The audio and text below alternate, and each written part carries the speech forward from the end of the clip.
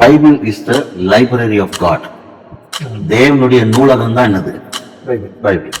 ஜன்னல் மாதிரி படிக்கூடாது. ஜன்னல்னா இந்த வசனம் உனக்கு, இந்த வசனம் அவனுக்கு, இந்த வசனம் உன் குடும்பத்துக்கு, ஊழியத்துக்கு, சபைக்கு. இந்த வசனம் எனக்கா? தேவனை யாருன்னு நமக்கு தெரியும் இல்லையா? மனுஷன் விழுந்ததா அதனால தானே. ஆதாம் செஞ்சது என்ன? தெரியாம ஒரு பாவத்தை செஞ்சானா? தெரிஞ்சுதான் சார். ஐயா, தேவன் மட்டும் கோவப்பட்டு ஆதாம் கிட்ட தான் முதல்ல கோவப்பட்டார். அவங்க கிட்ட கோவப்பட்டா இருந்தா இன்னைக்கு நீங்களும் நானும் இங்க உட்காந்துருக்கவே முடியாது. ஓனர் அவன் தாங்க ஓனர். ஓனர் அங்க நிக்காம ஏதோ தோட்டத்துல வேலை செய்யற ஆள் மாதிரி உள்ள போய் ஒழுந்துகிட்டு இருக்கிறோம். நடுவு என்பது பொசிஷன், மாத்துக்கு பின்னால போனது லொகேஷன். நம்ம என்ன பண்றோம்? அது அந்த காலத்துல. இன்னைக்கு பாருங்க, இவரு ரொம்ப நல்லவங்க, இவருங்க, இதை இவருங்கன்னு சொல்றோம், சொல்லிட்டே இருக்கிறோம். திடீர்னு அவர் ஏதாவது தப்பு பண்ணிட்டா என்ன பண்றோம்? ஐயோ ரொம்ப கெட்டவருங்க, விழுந்துட்டாருங்க, ஓடிட்டாருங்க. நீ மனுஷனை பார்த்தா தான் வெக்கப்பட்டுப்பாரு. தேவனை பார்த்தீங்கன்னா பிரகாசமா வாங்க.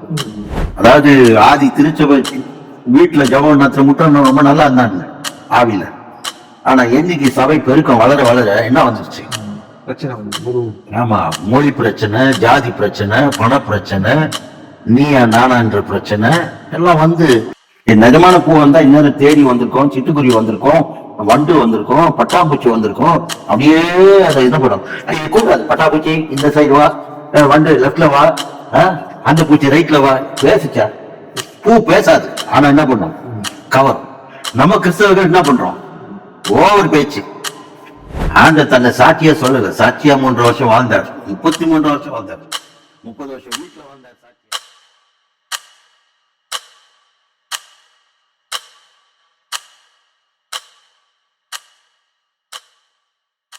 Praise the Lord. கர்த்தருடைய சாட்சிகள் சபையின் சார்பாக இந்த நேர்காணலை பார்க்க போகிற உங்கள் யாவரையும் இயேசுவின் நாமத்தினாலே நான் வாழ்த்துகிறேன், வரவேற்கிறேன். இந்த நிகழ்ச்சிக்காக நாம் ஒரு சில நிமிஷங்கள் நாம் ஜெபிக்கலாம். இயேசுவின் நாமத்தினால் பிதாவே, இந்த நிகழ்ச்சியை பார்க்கிற ஒவ்வொருவரையும் பிரயோஜனப்படுத்திக் கொள்ள உதவி செய்வீராக. சரியான விதத்தில் நிகழ்ச்சியை நடக்க கர்த்தர் எங்களுக்கு அனுக்கிரகம் செய்ய முடியாது ஜெபிக்கும். இயேசுவின் நாமத்தினால் பிதாவே, ஆமென்.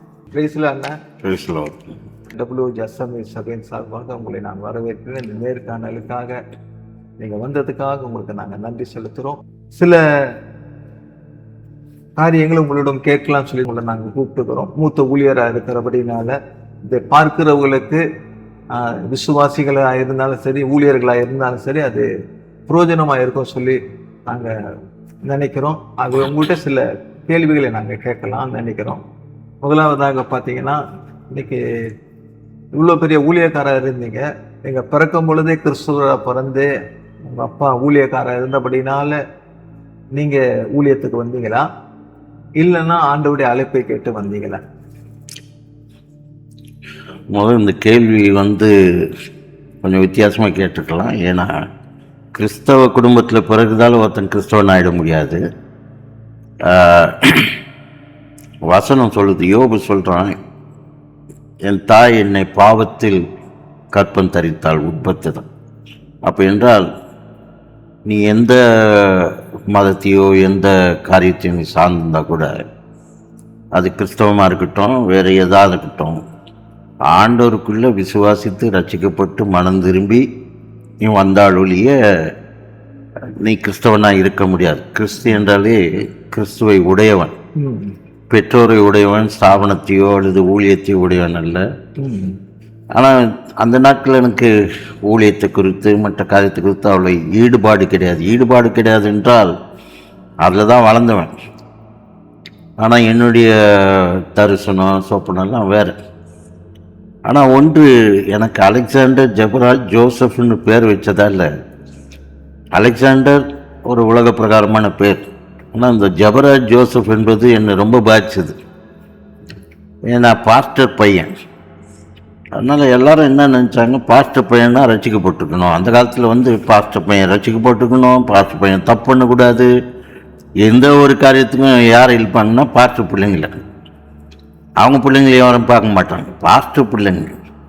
எனக்கு இது ரொம்ப வேதனையாக இருந்தது. ஏன்டா ஒரு கிறிஸ்தவ குடும்பத்தில் ஒரு பாஸ்டர் குடும்பத்தில் போய் பிறந்திருக்கிறேன். அதில் வர 3 பேருக்கு வித்துட்டாங்க.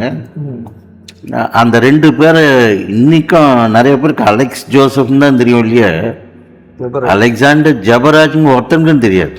ஆமா, நான் கூட இன்னைக்கு அதை பயன்படுத்துவதும் கிடையாது. ஆனால் எனக்கு தெரியும்ல. ஆனால் ஒன்று, என் பெற்றோர் என்னை பேர் சொல்லி அழைக்கிறதுக்கு முன்னாலேயே எரேமியாவில் சொன்ன தாயின் கருவிலே உருவாவதற்கு முன்பதாகவே நான் உன்னை பெயர் சொல்லி அழைத்து அபிஷேகித்து ஆயத்தப்படுத்தி வைத்திருக்கிறேன். ஆகையில் அந்த வாலிப காரியத்தில் இந்த 2 பேரை மறைச்சிடுவேன், டெலீட் பண்ணிடுவேன். எல்லாருக்கிட்டையும் அலெக்ஸ், உன் பேர் என்னன்னா அலெக்ஸ், தப்பி தவறி ஜெபராஜ் ஜோசப்னா நீங்கள் ரசிக்கப்பட்டியா அப்படின்னு கேட்பாங்க. இது தேவையில்லாத, அந்த நாட்டில் எனக்கு தேவையில்லாத கேள்வி. நிறைய பேர்கிட்ட இல்லைன்னுடுவேன், நிறைய பேர்கிட்ட ரசிக்கப்பட்டேன்னுவேன். ஏன்னா நான் என்ன யோசித்தேன், எங்கள் அப்பா ஒரு பெரிய ஊழியக்காரு, அவர் ஒரு பாஸ்டரு, அவர் பேரை வச்சு நான் பரலோகம் போயிடலான்னு யோசித்தேன். அப்படி தான் என்னுடைய எண்ணம் இருந்தது. ஆனால் அதுக்கப்புறம் தான் வேதத்தை படிக்கும்போது மற்ற அநேக தெய்வ ஊழியர்கள் பேசுறதை கேட்டு நான் ஒரு இடத்துக்கு வரும்போது ஐ ஹேவ் டு என்கவுண்டர்னா தேவனை முகமுகமாய் சந்திக்க வேண்டிய சூழ்நிலை வந்தது. அப்போதான் ஒரு எந்த வயசு இருக்கும் அது என்ன, ஒரு 16 17. ஆனால் அதுக்கு முன்னாடி ரசிக்கப்படுறதுக்கு முன்னாடியே ஊழியெல்லாம் செஞ்சேன். ஓஹோ, ஆமா, அந்த பிறந்தனால கிறிஸ்டின் ஃபேமிலியில, பாஸ்டர் ஃபேமிலியில ரசிக்கப்பட்ட போது நான் அக்காடின்னு வாசிப்பேன், ஊழியத்தில் இருப்பேன், எல்லாத்துலேயும் போவேன். எல்லாம் என்ன ஆச்சானுங்க, தம்பி ரசிக்கப்பட்டார் போல, அதனால தான் கோயிலில் அக்காடின்னு வாசிக்கிறாரு, ஊழியத்துக்கு போறாரு, ஜபத்துக்கு போறாருன்னு எனக்கு தான் தெரியும். பெயர் கிறிஸ்தவனா இருந்தேன், உண்மையான கிறிஸ்தவனா இல்லை. நான் எந்த சந்தர்ப்பத்துல நீங்க ஒரு ஏதாவது பிரச்சனையினால பண்ணீங்களா, இல்லாட்டி ஒரு தேவை நிமித்தமா? பிரச்சனை எல்லாம் ஒண்ணும் இல்லை. பிரச்சனை எனக்கு அந்த நாட்கள் ஒண்ணுமே கிடையாது. எனக்கு 2 காரியம், சினிமாவில் வாசிக்கணும், சினிமாவில் மியூசிக் டைரக்டராக மாறணும். அதுக்கென்று இசைகள் எல்லாத்தையும் கற்றுக்கிட்டேன். இசையெல்லாம் உங்களுக்கு வாசிக்க தெரியும்? அந்த நாட்கள் அக்காடின் தான் ரொம்ப ஃபேமஸ். கீபோர்ட்லாம் கிடையாது. அக்காடின்னு, 2வது கிட்டாரு, 3வது பியானோ, 4வது ட்ரம்ஸு. அதுக்கப்புறம் வெளிநாட்டுக்கு போய் ரெக்கார்டு, இன்னும் சில வாய்ஸ் ட்ரைனிங் இதெல்லாம் கற்றுக்கிட்டேன். எத்தனை வருஷம் வெளிநாட்டில் இந்த மாதிரி இசைக்கு சம்பந்தமா இருந்தீங்க? இசைக்குன்னு இல்லை, நான் போகும்போது வெளிநாட்டில் கற்றுக்கிட்டது வேற இன்ஸ்ட்ருமெண்ட், அதுதான் சொல்கிறேன். பட் இங்கே இருக்கும்போது இதுதான் என் மெயின் இது. அதில் அந்த நாட்களுடைய டிவோஷனல் சாங்ஸ்க்கெல்லாம் நிறைய வாசிச்சிருக்கேன், ரெக்கார்ட் பிளேயர்லேருந்து கேசட்டு மற்ற காரியங்கள்லாம். அதுக்கப்புறம் நானாகவே துதி பலிகளை உருவாக்கினேன். நான் உருவாக்கி நான் இன்றைக்கு இந்த அளவுக்கு ஊழியத்தை செய்கிறேன்னா அது ஒரு காரியம். ஆனால் ரட்சிக்கப்பட்டும் போது நான் அக்காடின்னு வாசிப்பேன். எங்கள் அப்பா ராயபுரத்தில் ஒரு சபை வச்சுருந்தாரு. ஆமாம், அந்த நாட்களில் 70 own Roberts, Richard David, Joseph Balachandran அவர்கள், இவங்கெல்லாம் அப்பாவோட இணைந்து ஊழியம் செஞ்சவங்க. அப்போ செவ்வாய்க்கிழமை பைபிள் ஸ்டடி, வெள்ளிக்கிழமை ஜப கூட்டம், ஞாயிற்றுக்கிழமை ஆராதனை. அப்போ என்னன்னா, எனக்கு அந்த கோயிலே உட்காந்துட்டு அக்காடின்னு வாசிக்கணும் வெறுத்து போயிட்டேன். நான் ஒரு வாலிப வயசு மட்டும் இல்லை, வேற இதுல இருந்ததுன்னா இன்னொரு கிரவுண்டில் இருப்பேன்ல. அந்த நாட்டில் அங்கே உட்காந்து அக்காடின்னு வச்சுக்கிட்டு ஐசேப் கிரவுண்டு, யூனியன் கிரவுண்டு, இந்த கிரவுண்டில் என் மைண்டு போயிட்டு இருக்கான். சரீரம் இங்கே, மனசெல்லாம் வெளியில். ஒரு நாள் 3 நாள் ஜபராஜ், நெல்லை ஜபராஜ் அவருடைய இதுக்கு எங்கள் இதில் வந்தாங்க. 3 நாள் வாசித்தேன். நான் என்னன்னா, அந்த நாட்டில் இவ்வளோ பெரிய ஆராதனைகள்லாம் கிடையாது. 4 பாட்டு பாடுவாங்க, முடிஞ்சா ஒரு கோரஸ் வாசிட்டு. என்னுடைய பழக்கம் என்னன்னா, அந்த ஆராதனை முடிச்சோடனே அக்காடின்னு உள்ளே வச்சுட்டு வெளில போயிடுவேன். ஆமாம், ஓ அது பேர் எஸ்கேப்பா? ரைட், எஸ்கேப் தான். ஆனாலும் எனக்கு தெரியும் எப்போ முடிப்பாங்க, எவ்வளோ நேரம். அது மட்டும் டீ கடையில் டீ சாப்பிட்டு ஏதாவது ஒன்று சாப்பிட்டு தேவையில்லாத டீ பேச்சு பேசிக்கிட்டு கரெக்டாக முடிகிற நேரத்தில் வந்துடும். வந்து திருப்பி கடைசி பாட்டு பாடுவாங்க, சில சமயம் ஜெயிப்பாங்க. ரைட். ஒரு முறை என்ன ஆயிடுச்சு, இந்த பழக்கத்தில் நான் அப்படியே இருந்தேன். அந்த ராயபுரம் சர்ச்சுக்கு பின்னால் தான் எங்கள் அப்பா கார் பார்க் பண்ணி வச்சுருப்பேன். அந்த காலத்தில் அம்பாசிடர். ஸோ அக்காடினை பேக் பண்ணிட்டு அம்பாசிடர் காரில் போய் டிக்கியில் வைக்க போனேன். அது ரொம்ப இருட்டாக இருக்கும். சரி யாரும் கீழே வச்சுட்டு கிளம்பலான்னு பார்த்தா அந்த இடத்துல தான் பாஸ்டர் இவர் ஜபராஜ் நல்ல ஜபரா வந்துட்டார். என்ன அலெக்ஸ் எப்படி இருக்கிறேன்னு. நல்லா இருக்கிறேன்னு. நான் இந்த ஊழியக்காரங்களுக்கெல்லாம் அந்த காலத்தில் பேச மாட்டேன். ஏன்னா போட்டு நம்மளை அரெஸ்ட் பண்ணிடுவாங்க. ரட்சிப்பு என்ற ஒரு வார்த்தையை வச்சே நம்மளை மடக்கிடுவாங்க. அதனால் தப்பித்துக்கிறதுக்கு நல்லா இருக்கிறேன். போய்க்கலாம் ரசிக்கப்பட்டு இல்லை ஞானசாலாம் இல்லை. அந்த ஆளுக்கு என்ன சொல்லுதுன்னு தெரியல. நான் எஸ் சொல்லுதா நோ சொல்லுதான்னு ஒரு இக்கட்டான சூழ்நிலையில் அன்றைக்கி மாட்டிக்கிட்டேன். அதுக்கப்புறம் கண்டுபிடிச்சிட்டு எனக்கு தெரியும் நீ ரசிக்கப்படல, மனம் திரும்பணும் அப்படின்னு சொல்லிட்டு அந்த இருட்டிலேயே அம்பாசிடர் கார் பின்னால் முழங்கால் போட்டு ஆண்டவரை ஏற்றுக்கொண்டேன். அதுக்கப்புறம் அதே ராயபுரம் சர்ச்சில் இந்த பக்கம் ஞானசானம் தொட்டி இருக்கும். ஜான் பிரெண்டிஸ்ன்ற ஒரு மிஷினரி மூலமாக ஞானசானம் எடுத்தேன். அதுக்கப்புறம் தான் ஃபிஜிமா அந்த ஊழியத்துலலாம் போய் ஈடுபாடு இருந்து அதுக்கப்புறம் ஜீசஸ் லிவ்ஸ்ன்ற ஒரு பெரிய எல்லாத்துலேயும் போய் ஊழியம் செய்கிற ஒரு இது எல்லாம் நல்ல இன்றைக்கி இருக்கிற பெரிய தலைவர்லாம் அன்றைக்கி இருந்தாங்க. தயானந்தா ஒரு பாஸ்டர் பிஷப் தயானந்தம், ரெவரண்ட் மோகன் அவங்க, பாஸ்டர் ஜோசப் பாலச்சந்திரன், ஓன் ராபர்ட்ஸு, அதுக்கப்புறம் மற்ற நிறையா பேர். ஸோ பட்டி தொட்டி கிராமங்கள்லாம் போய் வாசித்து எனக்கு ஒரு இன்ட்ரெஸ்ட் இருந்தது அப்போ. ஆனால் அதே நேரத்தில் மியூசிக்கை விட முடியல, கிரிக்கெட்டை விட முடியல. அதனால் அந்த ஒரு ஈடுபாடு எனக்கு இருந்தது. பட்டு முழுமையாக ஆண்டவர் ஏற்றுக்கொள்ளும் போது அதுக்கு ஒரு நேரம் வந்தது. பியூசி முடிச்சுட்டு பிஹெச்டி பைபிள் காலேஜ் பண்ணீங்களா? பியூசி இங்கே மெட்ராஸ் கிறிஸ்டின் காலேஜில் முடிச்சு கிறிஸ்டின் காலேஜ் ஹைஸ்கூலில் படித்தேன். அதுக்கப்புறம் அங்கே காலேஜில் பியூசி மட்டும் முடிச்சுட்டு திடீரென்று எனக்கு 3 அழைப்புகள் வந்தது. நான் அப்போ 17 வயசு தான், 17 வயசு. ஒன்று அமெரிக்காவில் பைபிள் காலேஜ் படிக்கிறதுக்கு ஒரு இது வந்தது. ரெண்டாவது அன்றைக்கு நான் சொல்வது 70, அப்போது உலகத்தையே ஒரு மியூசிக் டீம் இங்கே இந்தியாவிலேருந்து சென்னையிலேருந்து இல்லை, கேல்கட்டாவில் ஒரு பியானிஸ்ட்டு, அப்புறம் உன்னரத்துலேருந்து ஒரு கிட்டாரிஸ்ட்டு, உன்னரத்துலேருந்து ஒரு இது ட்ரம்முக்கு என்ன கேட்டாங்க அந்த நாட்கள். இது வந்து உலகத்தை சுற்றுறதுக்கு ஊழியம். எனக்கு எவ்வளோ வாலிப பிராயத்தில் எவ்வளோ ஆசை இருக்கும் உலகத்தை பார்க்கணும்னு அது. ஆனால் என்ன வாஸ்து எல்லாம் முடிச்சுட்டு இங்கே தான் வரணும். 3வது எனக்கு continental Bible college Belgium assemblies of God அங்கேருந்து வந்தது. இப்போ ஒரு வாலிப பையன், நான் நிறையா கனவுகள் நிறையா இருக்குது. இந்த 3 காரியம் வந்து எதை செலக்ட் பண்ணுது? உங்களுக்கு இந்த 3 வந்தால் என்ன பண்ணுவீங்க? அமெரிக்கா போவீங்களா, பெல்ஜியம் போவீங்களா, இல்லாட்டினா உலகத்தை சுற்றி பார்க்க போவீங்களா? குழம்பி போயிட்டேன் நான். என் மண்டை வந்து பாபேல் கோபுரம் மாதிரி ஆயிடுச்சு. ஆனால் ஜாப் பண்ணி நான் இப்போ எங்கள் அப்பாவோட அந்த ப்ரெஸ் ஒன்று வச்சுருந்தேன், பிரிண்டிங் ப்ரெஸ், அங்கேயே இருப்பேன். இந்த போஸ்ட் அந்த காலத்தில் போஸ்ட்டில் தானே வரும், அதை ஃபில்லப் பண்ண கூட எனக்கு தெரியல. நிறைய காரியங்கள் குழம்பி இருந்தது. அந்த நாட்டில் அமெரிக்கா போனோன்னா அது ஒரு பெரிய சாதனை. ஆமாம், நிலாவுக்கு போன மாதிரி, ஆம்ஸ்டாங் நிலாவுக்கு போன மாதிரி தான் அந்த நாட்கள் நினைப்பாங்க. அது என்னமோ ஜெபித்து அந்த ஃப்ளாரிடாவில் இருக்கிற பைபிள் காலேஜ் அதை கட் ஆயிடுச்சு. ரொம்ப ஆசை. அவங்க சொன்னாங்க காசை போட்டு நாங்கள் எல்லாம் பார்த்துக்கிறோம் வந்துடுன்னு. அது என்னமோ கத்தர் நிறுத்திட்டார். 2வது இந்த வேர்ல்டு டூர் கூட அப்போ பாளையங்கோட்டில் ஒருத்தர் இருந்தார், பேரை மறந்துட்டேன் நான்.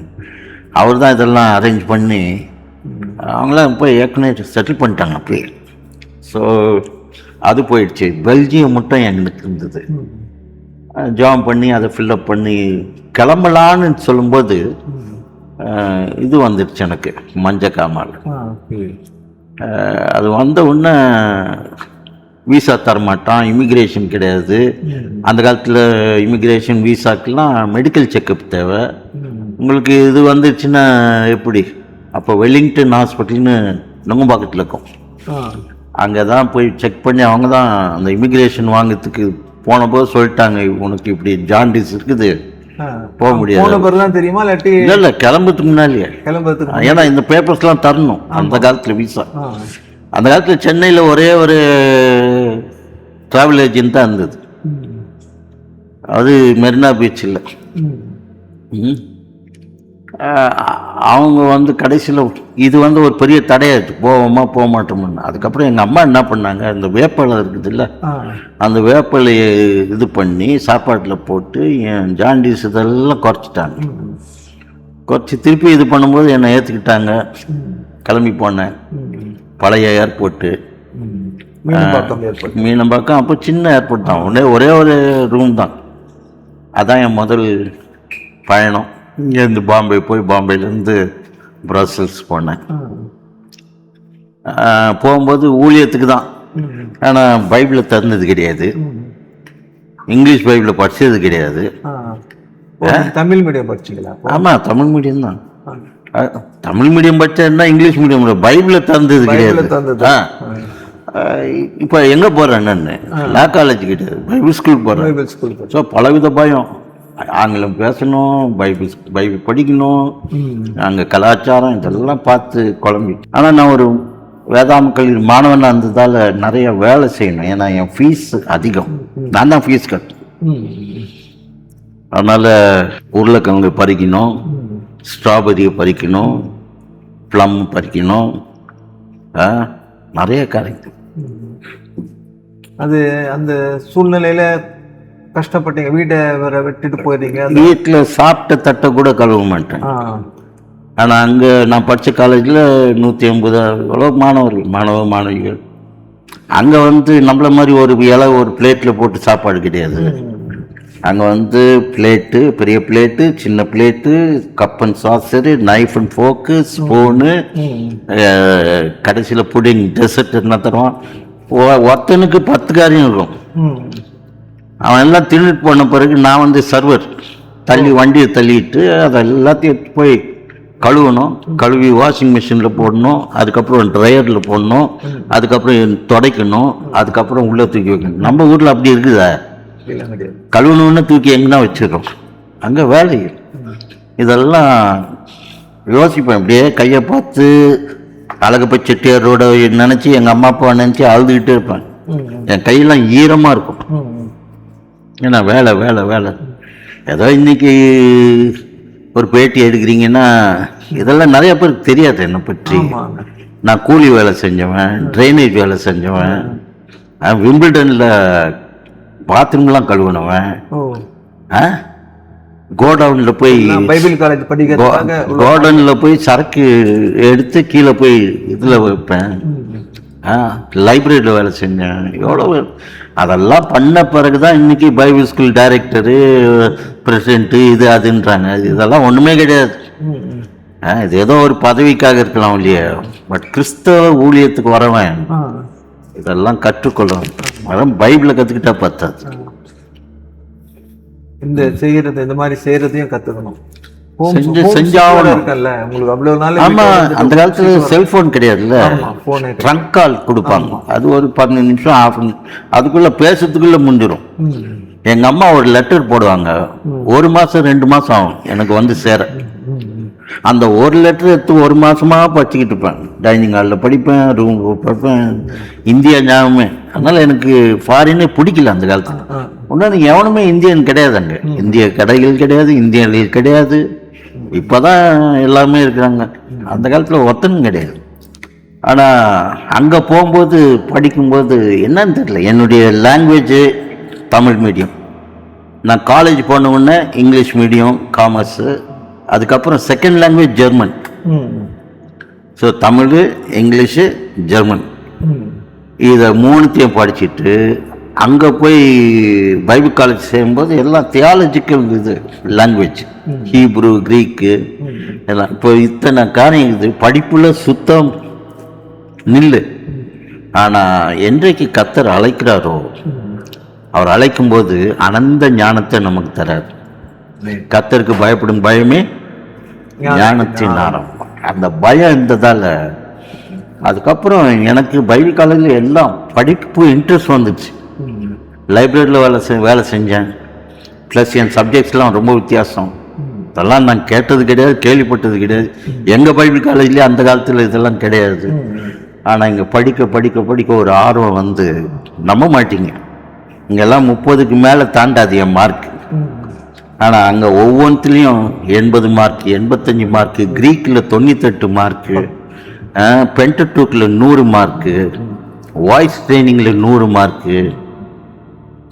வாழ்க்கையை மாறிடுச்சு. அப்போ தான் கற்றுக்கொள்ள வேண்டும். அந்த நாள் வந்ததுலேருந்து இந்த நாள் மட்டும் என் வீடு பூரா பார்த்திங்கன்னா புக்கு தான் இருக்கும். நிறைய கொடுத்துட்டேன் லைப்ரரிக்கு, மற்றவர்களுக்கு.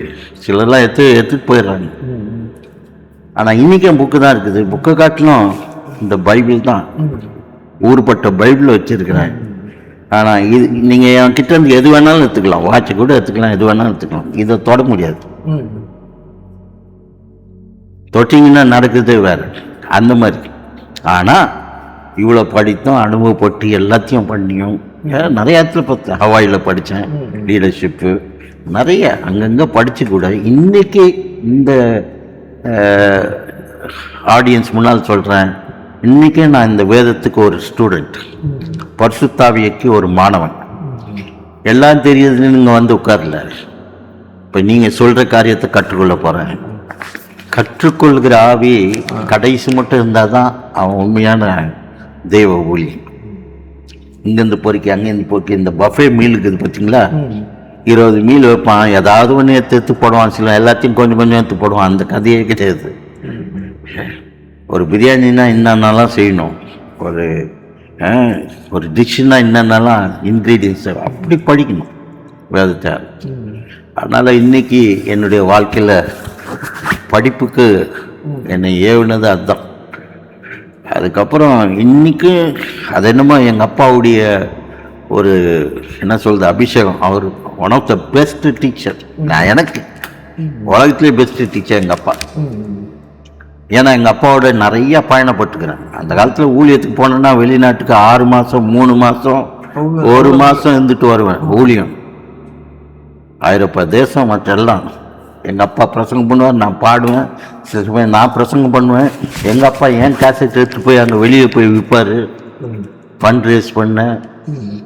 அவர்கிட்ட இருந்து கற்று எங்கள் அப்பா 24 மணி நேரம் அவர் பார்க்கும்போதெல்லாம் பைபிளோடு இருப்பார், படிச்சுக்கிட்டு இருப்பார், எழுதிக்கிட்டு இருப்பார். இது என்னை ரொம்ப கவர்ந்தது.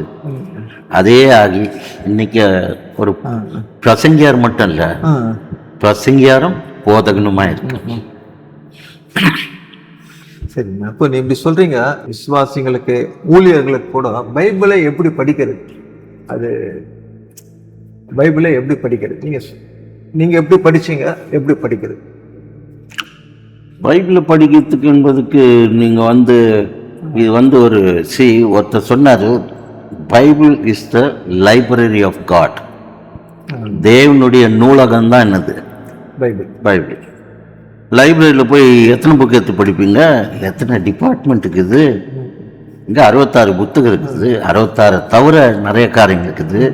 யோவான் சொல்கிறான், அவர் செஞ்ச காரியங்கள்லாம் எழுதுறதுக்கு எனக்கு இன்னும் இல்லை, பேப்பரும் இல்லை, இங்கும் இல்லை.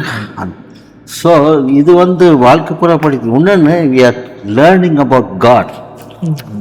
அப்போது பைபிளை படிக்கிறதுக்கு நம்பர் 1 சாலமன் மாதிரி நமக்கு அறிவு தரணும், ஞானம் தேரணும், விவேகம் தேரணும். ஏதோ எனக்கு இங்கிலீஷ் வரும், இது வரும், படிக்க தெரியும், இது இல்லை. பைபிள் நீங்க படிக்கிறது ஒன்று, பைபிள் உங்களை படிக்கிறது அது அடுத்தது. பைபிள் ஜன்னல் கிடையாது, இது கண்ணாடி. பைபிளை படிக்க படிக்க படிக்க யாரை படிக்கிறீங்க? ஆண்டவரை கிடையாது, உங்களை படிக்கிறீங்க. ஆமா, ஆண்டவர் எப்படி படிக்க முடியும்? அவர் நேற்று மென்று மாறாதவர், சர்வ வல்லவர், சர்வ வியாபி. அவரை படிக்கவே முடியாதுங்க. நம்ம நாட்கள், வருஷங்கள், ஆயுசுலாம் பத்தாது தேவன் அறிகிற அறிவு. ஆனால் தான் பவுல் அப்போஸ்தலன் பாதி புத்தகத்தை புதிய ஏற்பாட்டில் எழுதிட்டு ஒரே வார்த்தை சொல்கிறோம், அவரை இன்னும் நான் அறிய வேண்டுன்றோம். இவ்வளோ எழுதி விட்டு இன்னும் நான் படிக்கணும், இன்னும் நான் தெரிஞ்சுக்கணும்னா அப்போது அது என்னத்தை காமிக்குது? அதனால தான் அவன் பாருங்க, சிறைச்சாலை இருக்கும்போது என்ன கேட்குறான், எனக்கு புத்தக சுருள், எனக்கு புத்தகம், அதாவது தோல் சுருள் புத்தகம் அங்கி கொண்டான். அங்கி சரீரத்துக்கு, புத்தகம் அறிவுக்கு, தோல் சுருள் ஆவிக்கு.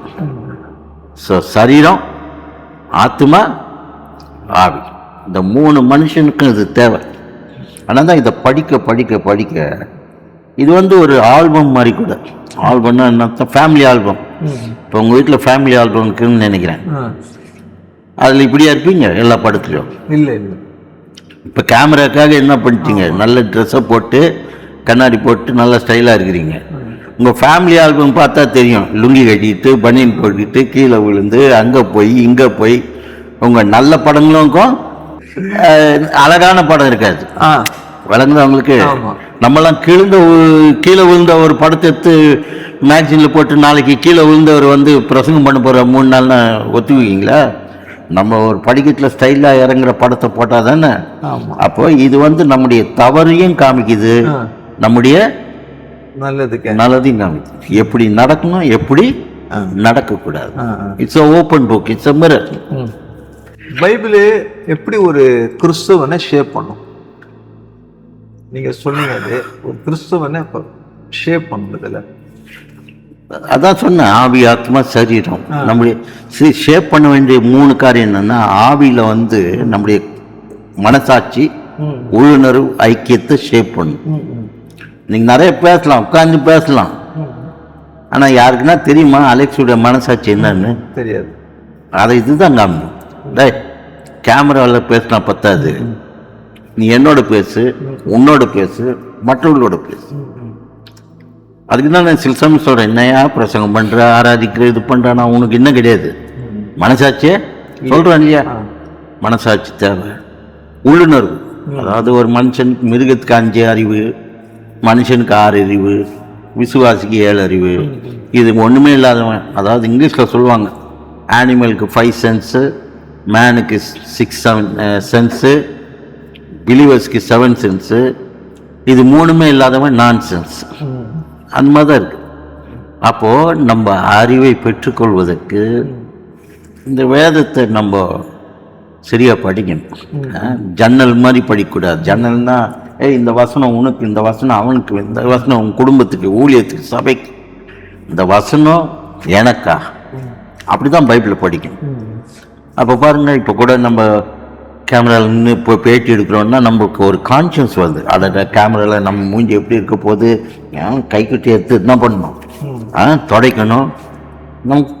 இன்றைக்கு ஒரு வெளிப்பிரகாரமான முகத்துக்கே இந்த அறிவு ஆயத்தம் வருங்குது. உன்னுடைய உள்ளான மனுஷனுடைய கருத்தை சுத்தப்படுத்த கர்த்தருடைய வார்த்தையாகிய திருவசனம், இது தண்ணி, இது இருபுறம் கருக்குள்ள பட்டயம். பட்டயம்னா என்ன அர்த்தம்னா ஷேப் பண்ணுது. இது ஒரு பெரிய துணி, ஆனால் இது இந்த மேதைக்காக என்ன பண்ணியிருக்கிறாங்க, கட்டிக்கிறாங்க. அந்த மாதிரி துணியை கொண்டு இங்கே போட்டால் எல்லாம் மூடிடும் இல்லையா? அதுபோல் நமக்கு எது வேண்டும் எது வேண்டாம் என்பதை பகுத்தறிந்து, எபிரேயர் 4:12 சொல்லுது இல்லை, நம்முடைய ஊனையும் நம்முடைய தசையும் இது பண்ணி அவருடைய சாயல், ரூபம், ஜீவன் அவரை போல மாற்றுறது தான் இந்த நாட்களில் பார்த்தீங்கன்னா கிறிஸ்தவர்கள் பார்த்தீங்கன்னா இன்னைக்கு அநேக கிறிஸ்தவர்களாக இருந்தாலும் சரி, கிறிஸ்தவ ஊழியர்களாக இருந்தாலும் சரி, துணிகரமாக பைபிளை படிக்கிறாங்க தான், பிரசங்கம் பண்ணுறாங்க தான், சபைக்கு வராங்க தான், பல நாட்கள் சபைக்கு வராங்க, பல வருடங்கள் வராங்க. ஆனாலும் துணிகரமான பாவத்தில் ஈடுபட்டு இருக்கிறாங்களே, அது குறித்து உங்களுடைய கருத்து? எடுத்த உடனே ஒருத்தன் துணிகரமான பாவம் செய்யவே மாட்டான். வீட்டில் போய் படித்து பாருங்க, சங்கீதம் 19 கடைசி பகுதி இருக்குது. அங்கே முடியும் போது பெரும்பாதகம்னு முடியும் தாவீதுனுடைய வாழ்க்கை. ஆனால் அவன் பெரும்பாதகத்துக்கு வரும்போது, பெரும்பாதகம்னா என்னது, கொலையை பண்ணிட்டான். யாரை கொலை பண்ணான்? உன்னத்த மனைவியுடைய புருஷனை கொலை பண்ணிட்டான். ஆனால் அது வருத்துக்கு முன்னால் ஒரு 3 காரியத்தை தாண்டி வரான். 1 பிழை, அப்படிதான் ஸ்டார்ட் ஆயிடும். அவன் பிழை செஞ்சான். இப்போ என்ன பிழை செஞ்சான்? டெரஸில் சுற்றினான். அது பிழை கிடையாது, அவன் டெரஸ் அவன் சுற்றலாம், ஆனால் தப்பு செஞ்சான். அந்த சின்ன தவறு என்ன பண்ணியிருக்கணும், சரி பண்ணிக்கணும். அதை அப்படியே விட்டதால என்ன ஆயிடுச்சு? துணிகரமான பாவம். துணிகரமான பாவத்திலேருந்து திருந்தா கட்டி அது எங்கே போகுது? பெரும்பாதகம். அதுக்கப்புறம் பெரிய ஒரு கிரியை, தேவையில்லாத ஒரு கிரியை செஞ்சான். இது அதாவது என்ன சொல்றோம், இப்போ என் சட்டையில் ஒரு கரை விழுந்துச்சுன்னா இப்பயே நம்ம என்ன பண்ணணும், தொடச்சிடணும். சின்ன கரை தானே அப்படின்னு விட்டோம்னா நாளைக்கு துவைக்க அந்த கரை என்ன ஆகும், அதுக்கப்புறம் நாளைக்கு இந்த சட்டையை போடவே முடியாது. அதே மாதிரி சின்ன ஓட்டை இருந்தால் கூட ஒரு கிழிஞ்சா உடனே தைச்சிடணும். அது தெக்கா கட்டி இந்த துணிகரமான பாவம் என்பதுக்கு காரணம் என்னன்னா, நமக்கு தேவனை யாருன்னு நமக்கு தெரியல இல்லையா. அதான் மெயின் பாயிண்ட். மனுஷன் விழுந்ததா அதனால தானே. ஆதாம் செஞ்சது என்ன, தெரியாம ஒரு பாவத்தை செஞ்சானா, தெரிஞ்சுதான் சார். அதுக்கு பேர் தெரிஞ்சு செய்யற பாவத்துக்கு பேர் துணிகரமான பாவம். சாப்பிடாதுன்னா சாப்பிட்டான், அதுக்கு பேர் என்னது, நான் சொல்லி நீ துணிஞ்சு செய்றியே. இந்த துணிஞ்சு செய்வதற்கு காரணம் யாருன்னா சர்பம் என்று சொல்லும்போது சர்பத்துக்குள்ள இருந்த சாத்தான். வழங்குறவங்களுக்கு அப்போ எந்த துணிகரத்தை நீ, இந்த துணிவு எதுக்கு, தேவ சத்தத்தை கேட்கல, தேவ சித்தத்தை செய்யல, தேவனுடைய வார்த்தையின்படி நடக்காதால் தான் துணிவு வந்து. ஆனால் இதெல்லாம் இல்லை கர்த்தருடைய வார்த்தையில் இருந்தோன்னா கீழ்ப்படுதல் இருக்கும், துணிவு வர. அதான் இந்த வசனத்தினுடைய அடிப்படையே என்னது, இது சொல்லுகிறது செய்த சொல்லுகிறது. அந்த மாதிரி தான் நம்ம வாழ வேண்டும். உங்க வாழ்க்கையில நீங்க வாலிப நாட்களில உங்களுக்கு அநேக சோதனைகள்லாம் வந்திருக்கும். வெளிநாட்டுல இருந்தீங்கன்னு சொல்றீங்க, அநேக சோதனைகள் வந்திருக்கும். சோதனைகள் வெளிநாட்டுல உள்நாட்டுல அப்புறமா வந்திருக்கும். எப்படி அந்த சோதனைகள்லாம் நீங்க ஜெயிச்சு வந்தீங்க? நீங்க ஆமா, நான் பெரிய ஆவிக்கு ராட்சதுன்னெலாம் சொல்லலை. நிறைய தவறுகளுக்கெல்லாம் பிள்ளைகளுக்கெல்லாம் அந்த காலத்தில் சோதனைகள் இருந்தது. வெளிநாட்டில் படித்தா அன்றைக்கெல்லாம் வெளிநாட்டில் செட்டில் பண்ணுறதுக்கு என்ன பண்ணுவாங்கன்னா, வெள்ளைக்காரியை கல்யாணம் பண்ணிட்டு நீ செட்டில் ஆகிடலாம், அப்படிலாம் இருந்தது அந்த காலத்தில். ஏன்னா வீசாலாம் கிடைக்காது, அப்போல்லாம் ரொம்ப கஷ்டம். அது ஒன்று. அந்த தேசத்தினுடைய கலாச்சாரங்கள்லாம், நான் இங்கேருந்து பாம்பே போய் பாம்பேயில் பிரசஸில் இறங்கி அந்த பிளெயின்லேருந்து வெளியே வரேன், நான் இந்தியாவில் பார்க்காத காரியங்கள்லாம் அங்கே பார்க்குறேன். இங்கே பார்க்கக்கூடாதுன்னு அங்கே அப்படியே ஏர்போர்ட்டில்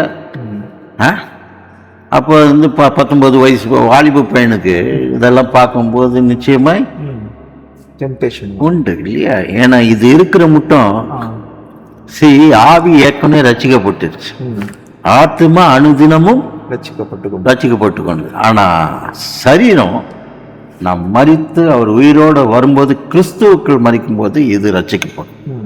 வழங்கும் சாங்டிஃபிகேஷன். அதுக்கப்புறம் மற்ற காரியங்களுக்கு இதெல்லாம் இருந்தால் தான். நம்ம என்ன சொல்லிட்டோம், ஒருத்தன் ரசிக்கப்பட்டான்னா அவன் பாவி இல்லைங்க, இனிமேல் பரிசுத்தான், தப்பு. நீ ரசிக்கப்பட்டா கூட தேவையில்லாத எண்ணங்கள் வரும். வழங்குதா? ஆகையால இதெல்லாம் எப்படி ஜெயிக்கணும்னா, யோவான் நமக்கு சொல்லிக்கிறான், பிள்ளைகளே தேவனை அறிகிற அறிவு, அதுக்கப்புறம் வாலிபர்களே பலவான்கள், அதுக்கப்புறம் பிதாக்களே. பாருங்க, ஒவ்வொரு ஸ்டேஜ், பிள்ளை, வாலிபன், பிதாக்கள். என்ன அர்த்தம்னா, இது மூணுமே தப்பு செய்யும்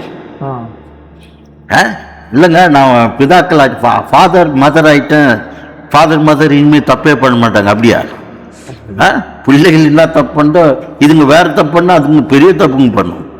ஆனா இவைகள் எல்லாவற்றையும் அந்த வசனம் சொல்லுது, தேவனை அறிகிற அறிவும் கர்த்தருடைய வார்த்தையின் மூலமாய் நீ என்ன பண்றாய், பலவானாய், உனக்கு பிசாசை நீ ஜெயிக்கிறாய். ஸோ வசனம் நமக்கு 24 மணி நேரம் தேவை. இது ஒரு பட்டயம், ப்ரொடெக்ஷன். இது டிஃபென்ஸும் பண்ணும், இது அஃபென்ஸும் பண்ணும். பழைய ஏற்பாட்டில் தேவன் ஒரு விதமாகவும் புதிய ஏற்பாட்டில் வேறு விதமாகவும் ஆண்டவரை காட்டப்படுறாங்க. தேவன் பழைய ஏற்பாட்டில் பழி வாங்குறார், போகாத மாதிரி இருக்கிறார். புதிய ஏற்பாட்டில் பார்த்தீங்கன்னா அன்பு, தேவன் அன்பாகவே இருக்கிறான்னு சொல்லி. அதெல்லாம் யார் உங்களுக்கு சொல்லி தந்த? அந்த மாதிரி பழைய ஏற்பாட்டில் அவர் பழி வாங்குறாரு, இல்லை புதிய ஏற்பாட்டில் இவர் என்ன வாங்குறாரு, அன்பு வாங்குறாரா? இல்லை, அன்பா வெளிப்படுறாரு. ஐயா, ஆதியாம் 1:1 சொல்லுங்க பார்க்கலாம். ஆதியிலே தேவன் வானத்தையும் பூமியை சிருஷ்டித்தார். பூமியானது வெறுமையும் ஒளிங்கினமும் இருளுமாயும் ஆழத்தில். ஆதியாமத்துல எப்படி ஆரம்பிக்குது? ஆதியிலே தேவன் வானத்தில். Right, okay. யோவான் 1:1 ஆதியிலே தேவன், அந்த தேவன் வார்த்தையா மாறின, வார்த்தை மாம்சமாச்சு, அந்த மாம்சை. See, Genesis 1:1 எங்கதான் ஆரம்பிக்குது? இந்த பிகினிங் காட். புதிய ஏற்பாட்டுல இந்த பிகினிங் யாரு? தேவன், காட். நீங்க என்ன வெட்டு ஒண்ணு துண்டு ரெண்டுன்னு பழைய ஏற்பாடு புதிய ஏற்பாடு, அங்க ஒரு தேவன் இங்க ஒரு தேவன். ஐயா ஒரு நிமிஷம் ஐயா, ஆதியிலே இருக்கிறவர், அதுக்கு தான் அவருக்கு பேர் அல்பாவும் ஆதியும் அந்தமும், ஆரம்பமும் முடிவும். அங்க ஒரு மாதிரி இருந்தாரு, இங்க ஒரு மாதிரி இருந்தாரு. இல்ல இல்ல, நீங்க போய் மோசையை கேளுங்களேன். அவன் இயேசுவை நல்லாவும் பார்த்தான். இயேசுவை எப்படி பார்த்தான்? அழிச்சிருவான் இந்த 6 லட்சம் பேர்ன்னு அவர் கோவப்பட்டது. அவரும் கோவப்படுறாரு, இவனும் என்ன பண்ணான்? கோவப்பட்டு எதை உடச்சிட்டான்? அந்த 10 கட்டளையை உடச்சிட்டான். வார்த்தையை உடச்சிட்டான். வார்த்தை யாரு? தேவன். அவர் தானே எழுதினார். இன்னைக்கு எத்தனை பிரசங்க, எத்தனை விசுவாசி பிரசங்கம் பண்ணும்போது நோட்ஸ் எழுதுறான், ஒத்தனை எழுதுறது கிடையாது. ஆனா இயேசு தேவன் அன்னைக்கே என்ன பண்ணாரு? கற்பனை எழுதினதும் பழைய ஏற்பாட்டுல. அதுக்கப்புறம் ஒரு விபச்சார ஸ்ரீ யோவான் 8 வரா, எல்லாம் கல்லத்தை அடிக்கணும்னா, அப்போ இயேசு என்ன பண்ணாரு? என்னம்மா ஏன் இருக்குடா அப்படின்னா பண்ணிட்டு இருந்தாரு.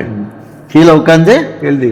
திருத்துவத்தின் 2வது ஆழத்துவம், அங்க திருத்துவத்தின் முதலாவது ஆழத்துவம்.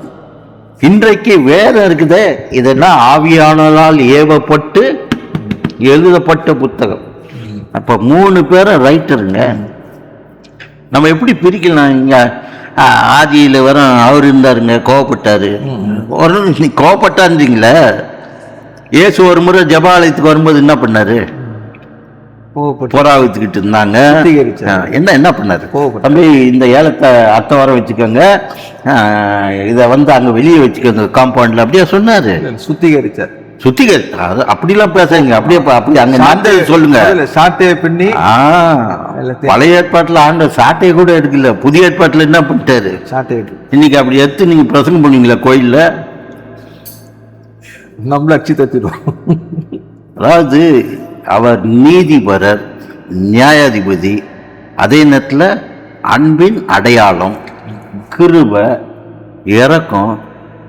ஐயா தேவன் மட்டும் கோவப்பட்டு ஆதாம் கிட்ட தான் முதல் கோவப்பட்டார். அவங்ககிட்ட கோவப்பட்டு இருந்தா இன்னைக்கு நீங்களும் நானும் இங்க உட்கார்ந்துருக்கவே முடியாது. அந்த ஆதாம் தப்பு செஞ்சதுக்கு கடைசி ஆதாம் இயேசு என்ன பண்ணார்? கோவப்பட்டாரா? மன்னித்து அன்பு செலுத்தி நம்ம எல்லாம் இன்னைக்கு உட்கார வச்சிருக்கிறார். வழங்குதா? தேவன் ஒரு இது மாதிரி என்ன சொல்லுது, ஒரு நகையில சொல்லுவாங்கல்ல, எந்த பக்கம் திரும்பினா வைரம் மாதிரி, எந்த பக்கம் திரும்பினாலும். அதனாலதான் 9 கனி இருக்குது இல்லையா? ஆவிக்குரிய 9 கனிகள் இல்லை, 9 கனி. ஆனா 9 கனின்னா என்னது? அன்பு, சமாதானம், இரக்கம், நீதி, பொறுமை, இதெல்லாம். ஒருத்தர் சொன்னார், வெளிநாட்டில் ஒரு ஸ்பெயின்லயோ ஆஸ்திரேலியாவிலோ ஒரு பழம் இருக்குது. அந்த பழம் அங்கதான் கிடைக்கும். அந்த பழத்தை ஒரு பக்கம் கிடைச்சா ஒரு டேஸ்ட், மேங்கோ டேஸ்ட், அடுத்த பக்கம் கிடைச்சா ஆப்பிள், அடுத்த பக்கம் கிடைச்சா ஆரஞ்சு. இந்த மாதிரி நம்ம கிட்ட இருக்குதா பழம்? நம்ம ஆரஞ்சு கிடைக்கணும்னா எதோ வாங்குறோம், ஆரஞ்சு. ஆப்பிள் கிடைக்கணும்னா ஒரு பழத்துலயே 9 ருசி இருக்குதுயா. ஆண்டவர் உண்டாக்குன ஒரு சிருஷ்டிகிட்ட 9 ருசி இருக்கிற ஒரு பழம் இருந்துச்சுன்னா, தேவன் அவர் உண்டாக்குன சிருஷ்டிகர், அவர் திருப்ப என்ன பண்ணலாம்? ஒரு பக்கம் அன்பு, ஒரு பக்கம். ஏன் அன்புக்கு கோபம் வந்துச்சு? பாவத்தின் சம்பளம் மரணம். ஆமா, தண்டனை. தப்பு பண்ணா தண்டனை. இப்ப உங்க பிள்ளைகளை தப்பு பண்ணிட்டு போது தட்டி வச்சுட்டே இருப்பீங்களா? இல்ல இல்ல என்னது? தண்டிப்பீங்க. ஆமா. அப்ப உங்க பிள்ளை ஒண்ணு நேசிக்குமா? உங்க மேல கோவப்படுமா? இந்த அப்பா பழைய ஏற்பாட்டு அப்பா, இந்த அப்பா புதிய ஏற்பாட்டு அப்பா. அடிக்கிற அப்பா பழைய ஏற்பாட்டு அப்பா, அப்படியே அணைக்கிற அப்பா புதிய. அப்படியா? 66 புத்தகமும் ஒரே புத்தகம் தான் படித்தேன். வழங்குதா உங்களுக்கு? தேவன் வார்த்தையை நம்ம என்ன பண்ண முடியாது. இப்ப காட்னு இந்த பிகினிங் காட் சொன்னீங்க இல்லையா? அந்த காடுக்கு எபிரேய பாஷையில் இருந்தது ஏலோஹிம், யாவே, அதோனாய். 3 தேவன் என்று சொன்னாலே எலோஹிம். எலோஹிம்னா என்னது? சிருஷ்டிகர், வல்லமையுள்ள தேவன், சர்வ வல்லமையுள்ள தேவன், சர்வ சிருஷ்டி. யெகோவான்னா என்ன அர்த்தம்? உண்மை, உறவு, ஐக்கியம், உடன்படிக்கை. அதோட என்ன அர்த்தம்? எஜமானன், சொந்தக்காரர், ஆண்டு கொள்கிறவர், ராஜா, ஆளுகை செய்கிறவர். இதெல்லாமே யார் தான்? இப்போ அதை இன்னும் நல்லா சொல்றேன். நான் என் மனைவிக்கு நான் யாரு? கணவன். எங்க அப்பாவுக்கு மகன். என் பிள்ளைகளுக்கு தகப்பன். இது மூணுமே யாரு? நீங்க நாளைக்கு ஸ்டேஷன். இல்லைங்க, மனைவி கிட்ட ஒரு வேற மாதிரி இருக்கிறாரு, அப்பா கிட்ட வேற மாதிரி இருக்கிறாரு, பையன்கிட்ட. இது 3 துண்டா போடுறதா? தேவன் அப்படிதான் இருந்தார். புரியுதா? அந்த மாதிரி பார்க்கணும். நான் போய் மனைவி கிட்ட நடக்கிற மாதிரி எங்கள் அப்பா கிட்ட போய் நடக்க முடியாது. எங்கள் அப்பா கிட்ட நடக்கிற மாதிரி பிள்ளைகிட்ட வழங்குதான் உங்களுக்கு. இதெல்லாம் எப்போ வந்தது? மனுஷன் பாவம் செய்ததா இருந்தால் கோபம் என்ற ஒரு காரியம் வந்தது. ஏதேன் தோட்டத்தில் கோபமே கிடையாது. 2ஆம் அதிகாரம் மட்டும் கோபம் கிடையாது. எங்க ஆரம்பிச்சது? 3ஆம் அதிகாரம். அங்கதான் எல்லாமே ஆரம்பிச்சது. ஸோ நீங்க 3ஆம் அதிகாரத்தில் ஆரம்பிச்சதால யாரை கேள்வி கேட்கக்கூடாது. இது தேவனுடைய குணம். இப்போ ஒண்ணு சொல்றீங்க, தேவன் கோவப்பட்டாருங்க பழைய ஏற்பாடுல. தேவன் முதல் கோவப்பட்டது எங்க சொல்லுங்க? பூலோகத்திலயா பரலோகத்திலயா? பரலோகத்துல. எப்ப கோவப்பட்டார் பரலோகத்துல? சாத்தான் சொல்ல வேண்டாம், அவன் லூசிஃபர், ஆராதனை வீரன். இன்னைக்கு ஆராதனை ஒரு பர்ஃபார்மன்ஸ் மாதிரி ஆயிடுச்சு, என்டர்டெயின்மெண்ட் மாதிரி ஆயிடுச்சு, போட்டிகள், அது ஒரு கொண்டாட்டம், அது ஒரு நிகழ்ச்சி, நிஜம் கிடையாது, நிகழ்ச்சி. லூசிஃபர் அப்படி கிடையாதுங்க. அவனை மாதிரி ஒரு ஆராதனை வீரன் இன்னைக்கும் தலைகீழா நின்னா கூட கிடைக்காது. அதனால்தான் பாருங்க, ஆண்டவர் லூசிஃபர் விழுந்தா கூட அவனுக்கு பதிலாக இன்னும் ஒருத்தனையும் ஏற்படுத்தல, போடல. காபிரியல் இருக்கிறான், மிகாவில் இருக்கிறான், ஆனால் லூசிஃபருக்கு ஆள் இல்லை. யாரை போட்டாரு? நம்மள போட்டாரு. இன்னைக்கு லூசிஃபரே வருத்தப்படுறான், என்னடா நம்மளை காட்டுல மோசமா இருக்கிறான்னு. அந்த லெவல்ல போயிடுச்சு இன்னைக்கு. ஆனா ஒரே ஒரு காரியம் தான் ஆண்டவர் கோவப்பட்டார். பிதா, குமாரன், பரிசுத்தாவியானவர். என்ன கோவப்பட்டாரு? இவன் என்னை காட்டிலும் உயர்த்து மேல போனோன்னு நாம. அந்த கோபத்தினுடைய அறிகுறி அடையாளம் தான் அவனை அங்கேருந்து என்ன பண்ணாரு? அவன் மட்டும் கீழே விழுல பிரதர், அவனோட ஒரு கூட்டமும் வந்துச்சு. கூட்டம் கீழே விழுந்தது ஒன்று இல்ல, இந்த கூட்டம் விழுந்த கூட்டத்துக்கு ஒன்ன ரெடி பண்ணிட்டாரு. என்னது அது? நரகம். நரகம். இதெல்லாம் கோபத்தினுடைய பழிகள். ஆனா நம்ம இது நமக்காக உண்டாக்குனது கிடையாது நரகம், அவனுக்காக. ஆனா நம்ம என்ன பண்ணிட்டோம்? நம்மளும் நல்லா தான் இருக்குது போல அப்படின்னு சொல்லி அதுக்கு ஆயத்தமா இருக்கிறோம். நம்மளுக்கு ஏன்னா விசாலமா இருக்குது, எப்படி இருந்தாலும் எவனும் கேட்க மாட்டான். அந்த பிரச்சனைகள் தான் இன்னைக்கு இருக்கு. அதனால தேவன் கோபப்பட்டார், தேவன் அன்பா இருக்கிறார். ஒண்ணு தெரியுமா? கோபப்படுறது மட்டும் இல்லை, தேவன் எரிச்சல் உள்ளவர். இப்ப என் மேல நீங்க எரிச்சலா இருக்கிறீங்கன்னு முகத்துல காமிங்க பார்க்கலாம். பார்க்கும்போதே கோபமா பார்க்கலாம். சிரிக்கிறீங்க என்னை பார்த்து. எரிச்சல்னா அப்படின்னு சொல்லிதான் எரிச்சல். நம்ம என்னைக்கு தேவனை எரிச்சல் உள்ள தேவனா பார்க்கிறோம்? அன்பு, கிருபை. ஒரு பார்த்து விசுவாசிக்கிட்ட எரிச்சலா இருந்தாலே பாதி கும்பல் போயிடும். இந்த கோயில் எரிச்சலின் கோயில், இந்த கோயில் கோபத்தின் கோயில், அப்படியா? எல்லாமே இருக்கணுங்க. அப்பதான் நம்ம சீர்படுத்த முடியும், சரிபடுத்த முடியும், பரிசுத்தப்படுத்த முடியும், அவருடைய மகிமைக்காக நம்ம ஆயத்தப்படுத்த முடியும். தேவனை போல மாறும் ஒருவன் கிறிஸ்துவுக்கு உள்ளான். In English எப்படி சொல்லுதுன்னா, if a man who is in Christ, he is a new creation, all the old things are passed away. In Christக்கு ஆப்போசிட் என்னது? சிம்பிள் தான் பதில். சிருஷ்டிகருக்குள்ள இருந்த ஆதாம் வேற, அது 2 அதிகாரத்தில் உள்ள ஆதாம். In God. இன் கிரைஸ்ட் எப்போ வந்துச்சுன்னா 2வது ஆதாம் வந்ததால் தான் இன் கிரைஸ்ட். கிரைஸ்டுங்க வர அவசியமே கிடையாது. 3ஆம் அதிகாரம் ஒழுங்கா இருந்ததா இயேசு பெத்லகேம் வந்திருக்கவே மாட்டார். 3ஆம் அதிகாரத்தில் பண்ண தப்புனால அவர் எங்க வர வேண்டியதா போயிடுச்சு. அவர் ஏன் வந்தாரு உலகத்துக்கு? யோவான் 3:16 என்ன?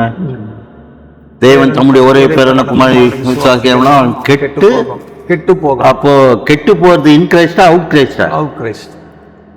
தேவ பிரசன்னத்திலிருந்து. அதனால தான் ஆண்டவர் பார்த்து ஆதாமே ஆதாமே எங்க இருக்கிற எங்க இருக்கிறாருன்னா என்ன அர்த்தம்? நான் உன்னை உண்டாக்கி 2ஆம் அதிகாரம் 8 தோட்டத்தின் நடுவில், 2ஆம் அதிகாரம் 15 தோட்டத்தின் நடுவில்.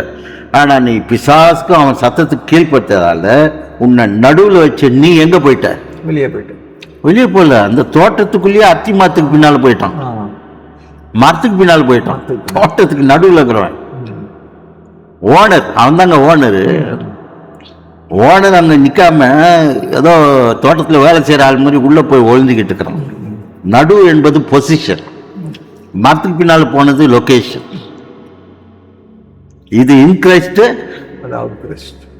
அந்த இன்கிரைஸ்ட் அந்த அவுட் கிரைஸ்ட மறைத்து மறுபடியும் இன்கிரைஸ்ட் வர்றதுக்கு தான் அவர் ஒரு ஆடை வெட்டி அந்த தோல் உடைய இவனுக்கு என்ன பண்ணார்? அது ஒரு அடையாளம். என்ன அடையாளம்? 2000 வருஷத்துக்கு முன்னால இதே மாதிரி தேவனுக்குள்ளே இல்லாத ஒரு சமுதாயம், சந்ததி, உலகத்தை என் ரத்தத்தினால, என் மீட்பின் வேலையினால, அந்த அன்பினாலே நான் என்ன பண்ண போறேன்? மறுபடியும் உள்ளே கொண்டாரு. எக்லீசியானாலே, சபைனாலே என்ன அர்த்தம் தெரியுமா? எக் என்றாலே வெளியே, லீசியா அது கலியோ. அப்படின்னா வெளியே இருக்கிற ஒருவனை கர்த்தர் என்ன பண்றாரு? உள்ள கூப்பிடுறார்.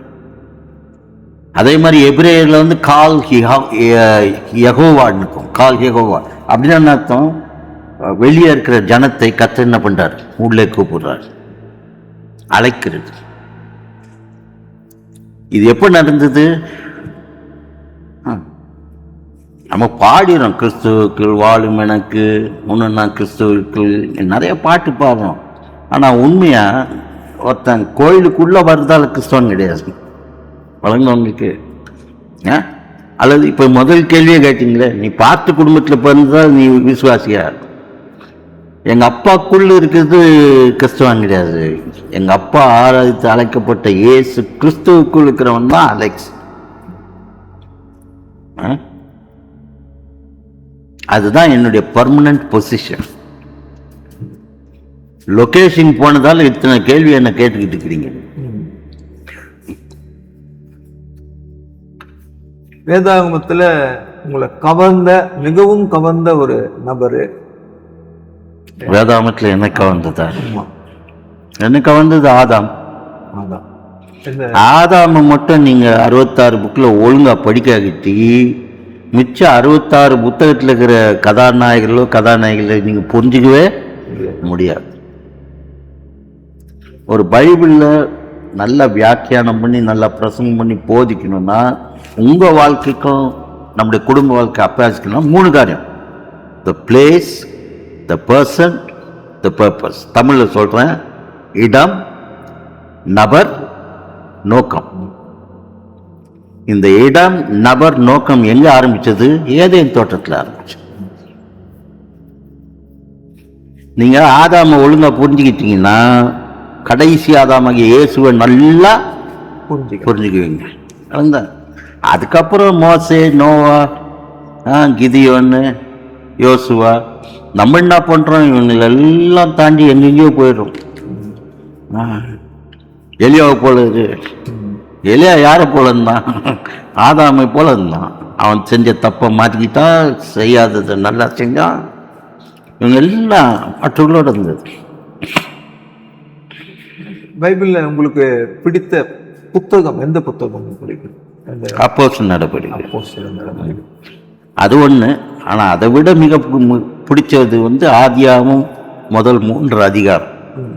எல்லாருக்கும் சொல்றேன், ஆதியாகமம் முதல் 3 அதிகாரத்தை நல்லா படித்து கரைச்சு குடிச்சு புரிஞ்சு அனுபவிச்சா மிச்சம் அத்தனையும் நமக்கு சுலபமாய் புரிந்து கொள்ள முடியும், அறிந்து கொள்ள முடியும், அனுபவிக்கும். பைபிள்ல யார மாதிரி இருக்கக்கூடாதுன்னு நினைப்பீங்க? இந்த நம்பரை மாதிரி இருக்கக்கூடாதுன்னு சொல்லிட்டு பைபிள்ல அப்படி ஒண்ணும் இல்லை. இப்போ நான் வந்து தாவீது மாதிரி இருக்கக்கூடாது, சிம்சன் மாதிரி இருக்கக்கூடாதுன்னு எல்லாம் அதுக்கு தான், இந்த மாதிரி கேள்விக்கு தான் ஆண்டவர் என்ன சொன்னாரு? எல்லாரும் பாவம் செஞ்சு தேவ மகிமையற்ற. அப்ப நம்ம யார மாதிரி இருக்கக்கூடாது?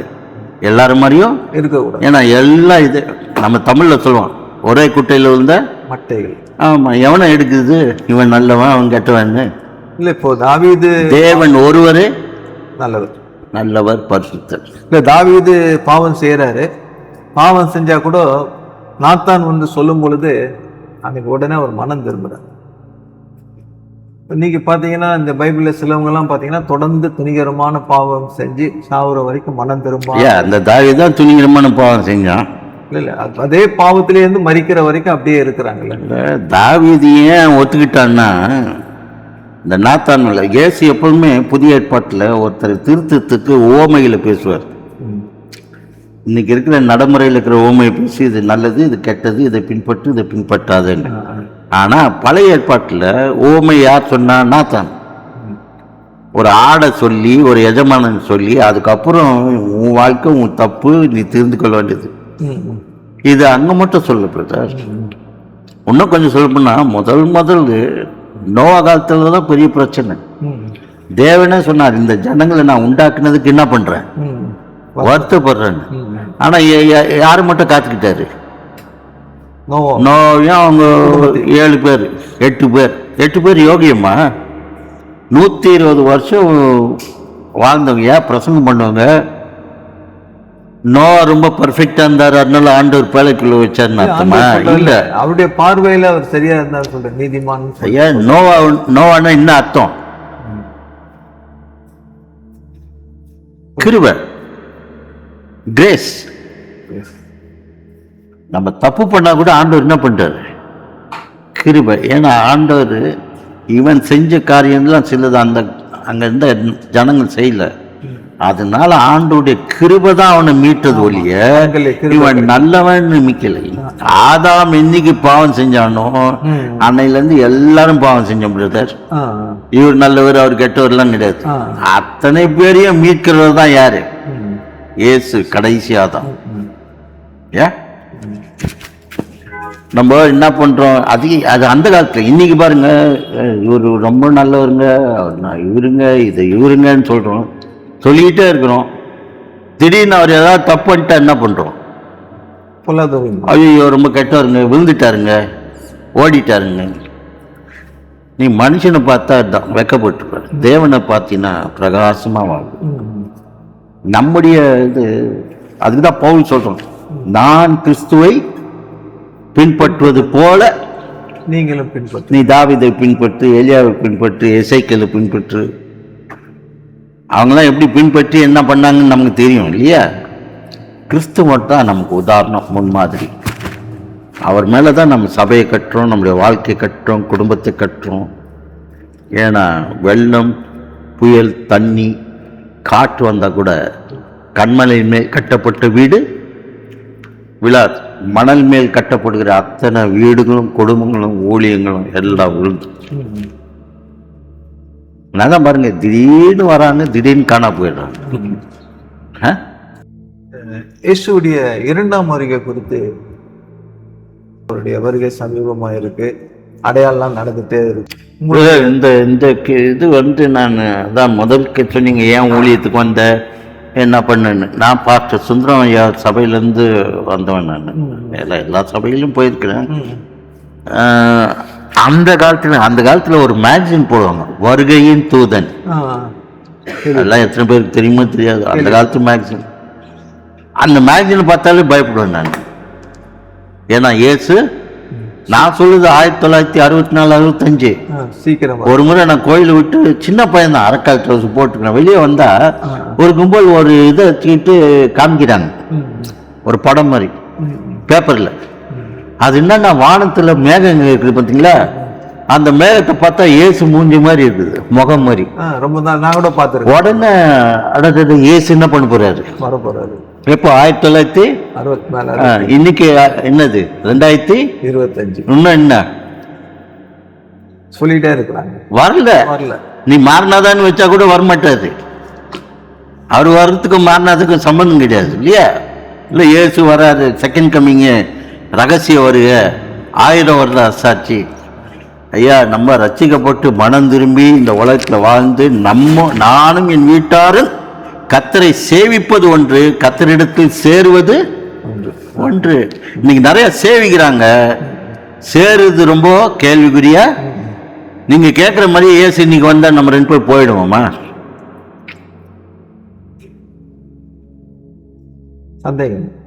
சந்தேகம் தான். நம்ம 2 பேர் குடும்பம், பிள்ளைகள், நம்முடைய பேர பிள்ளைகள், அதுவும் சந்தேகம் தான். ஆனாதான் நம்ம அனுதினமும் நம்ம என்ன பண்ணணும், புதுப்பித்துக் கொள்ளணும். Daily we have to. அதாவது நெகட்டிவா என்ன சொல்றார் பவுல், அனுதினமும் நான் சிலுவையில் சாகிறேன். ஏன்னா நேத்தோட முடிஞ்சது. இன்னைக்கு இருக்கிற பிரச்சனை, இன்னைக்கு இருக்கிற சோதனை, இன்னைக்கு இருக்கிற காரியம், நிறைய பேர் நேற்று நடந்த பாவத்தில் நரகம் போக போறாங்க. நிறைய பேர் இன்னைக்கு நடக்கிற பாவத்தில் நான் போக போறாங்க. நிறைய பேர் நாளைக்கு இல்லை ஏன் போக போறான். அதனால நீங்க ஒரு வார்த்தை சொல்லுங்களே, இன் கிரைஸ்ட், கிறிஸ்துவுக்குள். அது 24 மணி நேரம், 24/7, 7 days a week, 1 days a month, 365 days. அது கேலண்டர் கிடையாது. கிறிஸ்துவுக்குள் இருப்பது ஒரு கேலண்டர், ஒரு கடிகாரம் கிடையாது. ஒவ்வொரு செகண்டும் நம்ம அவருக்குள்ள இருக்கணும் இல்லையா? ஆனால் தான் நம்முடைய மனது என்ன பண்ணணும், அனுதினமும் புதிதாக.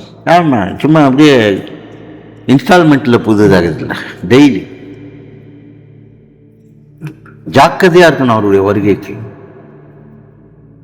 இன்னைக்கு பார்த்தீங்கன்னா இன்னைக்கு அநேக பிரசங்கங்கள், சபை கூடுதல்லாம் பார்த்தீங்கன்னா உற்சாகமாக ஜனங்களை அப்படியே உற்சாகத்துக்குள்ளே வைக்குது. பிரசங்கம் பண்ணுறவங்க கூட பார்த்தீங்கன்னா அவங்க வாய்க்கு வந்ததெல்லாம் சொல்லிட்டு இருக்கிறாங்க. ஜனங்களும் அதை அப்படியே பிளைண்டாக நம்பிக்கிட்டு இருக்கிறாங்க. அதை குறித்து உங்களுடைய கருத்து என்ன? ஜனங்க நம்ப தான் செய்வாங்க. ஏன்னா பைபிளில் ஜனங்களுக்கு ஒரு பேர் இருக்குது, சபைக்கு ஒரு பேர் இருக்குது. சபைக்கு ஒரு விசுவாசிக்கு ஒரு பேர் இருக்குது, ஆடு. சொல்லுங்க, ஆடு. ஆடு. மிருகத்திலேயே முட்டாளான ஒரு மிருகம் இது ஆடு. அதுக்கு அறிவுபூர்வமாக கேட்குறது, மாறுது, திருந்தது கிடையாது. ஒரு ஆடு மந்தையில் போய் ஒரு குழியில் விழுந்துச்சுன்னா ஒரு 10 ஆடு அது பின்னால் போய் என்ன பண்ணும், அங்கேயே விழுந்துடும். அது குழியில் விழுந்துதான்னு பார்க்காது, இதுவும் சேர்ந்து விழுந்துடும். அப்போ இன்னைக்கு கோயிலுக்கு வரவங்களோ மற்றவங்களோ அவங்க நம்ம என்ன செய்கிறோம், அவங்க என்ன செய்கிறோம் என்பதில்லை. இன்னைக்கு சபை நம்ம என்ன பண்ணணும், தெளிவுபடுத்திக் கொள்ள வேண்டும். இல்லை, அந்த அப்படியான ஊழியர்கள் தான் பெரிய ஊழியர்னு சொல்லிட்டு ஜனங்க மதிக்கிறாங்க, அவருக்கு வல்லமை இருக்குன்னு சொல்லி நினைக்கிறாங்க. அங்கே நல்லா அந்த சத்தத்தில் கூட சொல்கிறேன், இன்னைக்கு ரொம்ப அமைதியாக இருக்கிற சபைகளும் இருக்குது, பெரிய தொனிக்கிற சத்தம் முடிக்கிற சபையும் இருக்குது. வேதத்தில் பார்த்தா ஒரு இடத்துல ஆண்டவர் சொல்றாரு, அமர்ந்திருந்து நானே தேவன் என்று அறிந்து கொள்ளுங்கள். அதுக்கு பேர் சைலண்ட். சைலண்ட்டுக்கும் சவுண்ட் இருக்குது, எஃபெக்ட் இருக்குது. சவுண்டுக்கும் எஃபெக்ட் இருக்குது. பர்த்திமியோ எரிகோ போகும்போது இயேசு அவனை பார்க்க போல, அந்த வழியா கடந்து போறார். இவனுக்கு ஹீல் பண்ணதுக்காக அவர் வரல. ஆனா இவன் பண்ண ஒரு 3 காரியம் பிரதர். முதலாவது, அவன் பிச்சைக்காரன். வரவன் போறவங்கிட்ட என்ன பண்ணான், பிச்சை எடுக்கிறதுக்கு பெரிய சவுண்ட்லாம் போட தேவையில்லை, மைக்கு இதெல்லாம், அம்மா தாங்க, ஐயா தாங்க அப்படின்னு பிச்சாத்தான், அது ஒரு சவுண்டு. அடுத்தது இயேசு வராருன்னு சொன்னோன்னே தாவீதின் குமாரனே இறங்கும், அது ஒரு சவுண்டு. அப்போ அங்க எந்த ஜனங்களாம் என்ன பண்ணாங்க, டேய் ரொம்ப ஓவரா சத்தம் போடுற சபையில கொஞ்சம் என்ன பண்ண அடக்கிக்கோ. இவன் பிச்சை எடுக்கும் போது இயேசு நடந்து போறாரு. இவன் இயேசுவே எனக்கு இறங்கணும்னு சொல்லும் போது இயேசு என்ன பண்றாரு, நடந்து போறாரு. ஆனா எப்ப இயேசு நின்னாரு, சத்தமா கூப்பிடும், மிகுந்த சத்தம். சில சமயம் இயேசுவை நம்ம நிக்க வைக்கணும்னா வாழ்க்கையில என்ன வேணும், சத்தமா கூப்பிடும். ஆமா, நீ சத்தம் பாடாத, துதிக்காத, இது பண்ணாத, தேவையில்லாததுக்கெல்லாம் சத்தம் போடுறோம் இல்லையா. அதே நேரத்தில் சில சமயம் நம்ம என்ன பண்ணணும், நம்முடைய ஆவி, நம்முடைய ஆத்மா, நம்முடைய சிந்தைகள், சில சமயம் இந்த சிந்தை பயங்கரமா சத்தம் போடும், அதை அடக்கி அமைதியா. அப்ப நம்ம அவருடைய சத்தத்தை தெளிவா கேட்போம் இல்லையா. இதுக்கெல்லாம் சாமுவேல் நிறைய பேர் இருக்கிறாங்க. சத்தம், இவன் சிமியோன் கூட, அவனுக்கு சிமியோன்றாலே என்ன அர்த்தம்னா கேட்கிறவன். ஊர்பட்ட சத்தத்தை எருசலேம்ல கேட்டான். கோயில் கட்டுறது, மரம் விழுது, கம்பி விழுது, மணல், லாரி, அங்கே இருக்கிற கொத்தனாரி எல்லா சத்தத்தையும் கேட்கலாம். ஆனால் ஒரு நாளில் லூக்கா 2ஆம் அதிகாரத்தில் யார் சத்தத்தை கேட்குறான்? இயேசு என்ற பேர். அது கேட்ட உடனே என்ன பண்ணுறான்? யோசேப்பு மரியாள் கிட்ட போகிறான். இந்த இயேசுக்காக தான் நான் இத்தனை வருஷம் பார்த்துட்டேன். ஆனால் பல சத்தங்களுக்கு நடுவில் இன்னைக்கு இந்த நாமத்தின் சத்தத்தை கேட்டேன். நான் 37 புத்தகத்தை தூக்கினவன் இன்னைக்கு எதை தூக்குறேன்? 66 புக்கையும் கையில் தூக்குறேன். இன்னைக்கு நம்ம கையில் 64 புக்கு தான். நம்ம யாரும் தூக்க மாட்டேன்றோம்? இயேசுவை தூக்க மாட்டேன்றோம். வரோம், ஞாயிற்றுக்கிழமை தூக்கிட்டு வரோம், அப்புறம் ஓரமாக வச்சிடறோம். அவன் பழைய ஏற்பாட்டு 37 அதிகாரத்தை 37 புத்தகத்தை நம்பினவன் இயேசுக்கு அவனும் அண்ணாலும். அது எதுனால? சத்தம். ஏன்னா அந்த ஆசாரியன் 8 மாசத்துல டெடிகேட் பண்ணும்போது கேட்பான், இந்த குழந்தைக்கு என்ன பேர் வைக்கணும்? யோசேப்பு கிட்ட கேட்டாங்க. யோசேப்பு எனக்கு தெரியாதுங்க, அம்மா கேளுங்க. ஏன்னா அம்மா கிட்ட தான் யார் சொல்ற? தேவச்சதை. இவருக்கு என்ன பேர் இருப்பார்? இயேசு என்று பேரிடுவார். அந்த இயேசுன்னு சத்தத்தை கேட்ட உடனே சிமியோன் மாறிட்டான். தூக்கி சோத்திரம் பண்ணி அதுக்கப்புறம் இதுக்காக தான் முழிச்சுக்கிட்டு இருந்தேன். போக சந்தோஷமா சமாதானமா கண்ணை மூட்டுப்போம். சத்தம் தேவை, அதே நேரத்தில் சத்தம் இருக்கக்கூடாது. பைபிள்ல அதிகம் பேசப்படாத புத்தகம் சொல்லி நீங்க எதை நினைக்கிறீங்க? சரி, உங்களுக்கே நான் ஒரு கேள்வி கேட்குறேன். அதிகமாக பேசுகிற புத்தகம் எது? இப்போ டக்குன்னு ஒரு 5 புக்கு உங்களுக்கு புரியுமான புக்கு சொல்லுங்களேன். 5 புக்கு 66 புக்கில் வேணாம், பழைய ஏற்பாட்டே வச்சுக்கோங்க. ஏன்னா புதிய ஏற்பாடு 27, 37 புத்தகத்தில் உங்களுக்கு எது ரொம்ப பிடிச்சமான புக்கு? ஒரு 5. சங்கீதம், நீதிமொழிகள். அடுத்து பார்த்தீங்கன்னா ஆதியாகமும், அந்த முதல் 3 புத்தகம் பிடிக்கும். ஆதியாகமும், யாத்திராகமும். இப்போ நம்முடைய அப்போஸ்தலர் நடவடிக்கைகள் மாதிரி தான் யாத்திராகும். அப்போஸ்தலர் நடவடிக்கைகள் யாத்திராங்க கிடையாது. இல்லை, அது மாதிரி அப்போஸ்தலர் நடவடிக்கை வந்து யோசுவா மாதிரி. நான் ஒரு கேள்வி கேட்குறேன், இவ்வளோ கேட்குறீங்க. நீங்கள் சொன்ன புக்கெல்லாம் ரொம்ப முக்கியமான புக்கோ? அப்படி இல்லை. பின்ன எதுக்கு டக்கு டக்குன்னு? இப்ப நிறைய பேர் நான் கேட்டேன், எதை கேட்டாலும் சங்கீதம் ஈஸியா இருக்குது, ஒரு சின்ன சங்கீதம் படிச்சுட்டு போயிடலாம். மற்றதெல்லாம் ரொம்ப கஷ்டமா? சங்கீதம் எவ்வளவு கஷ்டம்னு தெரியுமா உங்களுக்கு? எத்தனை பிரிவுகள்? 5 பிரிவுகள் இருக்குது. எவ்வளோ காரியங்கள் இருக்குது சங்கீதத்தில். எத்தனையோ பேர் எழுதியிருக்கிறான் சங்கீதத்தை. நிறைய பேர் தெரியாத. இப்போ நான் ஒன்று சொல்றேன், இவ்வளோ 5 கிட்ட புட்டுன்னு சொன்னீங்களே, ஏன் ஆகாய் புஸ்தகத்தை சொல்லல? என்ன ஊன்றீங்க? அது 37 1. உபதியாவை ஏன் சொல்லல? ஏன் புலம்பல சொல்லல? இதெல்லாம் சின்ன சின்ன புக்கு பிரதர். அதனாலதான் அதுக்கு பேரு மைனர் ப்ராஃபிட்ஸ். இப்ப நீங்க சொன்ன யாத்திரா இது சங்கீதம் எத்தனை அதிகாரம்? 150 அதிகாரம். ரொம்ப ஈஸின்றீங்களே. ஆகாய் வந்து 2-3 அதிகாரம். இது கஷ்டம். இது பேரே பேசுறதுக்கு எந்த சபையில பேசுறான் ஆகாய்? ஆனா ஆகாய படிச்சாதான் நிறைய காரியங்கள் அங்க சத்தியங்கள் அங்க எழுதி வச்சிருக்கு. ஸோ இது இந்த புத்தகம் அந்த புத்தகம் அப்படி இல்லை, முழு புத்தகம். இது முழு பட்டயம். எனக்கு அத்தனை புத்தகம். இப்போ புதிய ஏற்பாட்டில் இருந்து புத்தகம்லாம் உங்களுக்கு இஷ்டம்? 2 புத்தகம் தான் கேட்குறேன். புதிய ஏற்பாட்டில் 2 உங்களுக்கு பிடிச்சமானது. யோவானா அப்போஸ்தலர். பார்த்தீங்களா? இந்த மாதிரி இருந்தா எப்படி ஜனங்க இருப்பாங்க சொல். யோவான் அப்போஸ்தலர் நல்ல புத்தகம். ஆனா யூதாவை பற்றி படிச்சிருக்கிறீங்களா? படிச்சு. யூதா படிச்சிருக்கிறீங்க, ஏன் அந்த புத்தகத்தை சொல்ல? எத்தனை அதிகாரம் யூதா? 1 படிக்க முடியல உங்களுக்கு. 21 புத்தகம் உள்ள அதிகாரம் உள்ள யோவான் தெரியுது, 28 அதிகாரம் உள்ள அப்போஸ்தலர் நடவடிக்கை தெரியுது. ஒரு அதிகாரம் உள்ள புத்தகம் ஏன் படிக்கல நீங்க? ஏன் பிடிக்கல? அது பிடிக்கல. அந்த யூதால பிரதர் நீங்க படிச்சு பார்த்தீங்கன்னா கிட்டத்தட்ட 22 தடவை 3 முடிச்சுகள்னு வரும். பைபிள் சொல்றதுல 30 நூல் சீக்கிரம் ஆறாது. ஆனா யூதா படிச்சு பாருங்க, 3 அதுக்கு வரும். அதுல 2 தப்பா இருக்கும், 1 ரைட்டா இருக்கும், சிலது 3 தப்பா இருக்கும், சிலது 3 ரைட்டா இருக்கும், சிலது 2 ரைட்டா இருக்கும், 1 தப்பா இருக்கும். இன்றைக்கு அதெல்லாம் படிக்கணும் brother. ஏன்னா அதனால தானே கயிறு என்ன ஆயிடுது, அறுந்துடுது. நேற்றுக்கு கட்டுறான் கயிறு, நாளைக்கு அவுத்து விட்டுறான். முப்பரி நூல் சீக்கிரம் அதான். பிலோமன் படிக்கிறீங்களா? அது இருக்குதா? அது இருக்கு. ஏன்னா நம்ம என்ன யோசிச்சுக்கிறோம், இது கஷ்டம். இன்னொன்று விசுவாசிகளுக்கு வெளிப்பட்டின விஷயம் படிக்க மாட்டான். ஏன்னா அதுக்கு நிறைய அடையாளங்கள், எண்கள், இது அதெல்லாம் போட்டதில்ல, அதை படிக்க மாட்டான். தானியேல் புஸ்தகம், எசேக்கியேல் புஸ்தகம், அதெல்லாம் இந்த வருங்காலத்தை பற்றி பேசி, எதிர்காலத்தை பற்றி ரகசியம், இது மஞ்சள் குதிரை, வெள்ளை குதிரை, கருப்பு குதிரை, இப்படியே குதிரையை பேசிக்கிட்டு. அன்னைக்கு இதெல்லாம் பேசினது எதுக்குன்னா, அன்றைக்கு அவங்க இருந்த இப்போ யோவானை எடுத்துக்கோங்க. ஏன் 7 தூதன் சொல்றான்?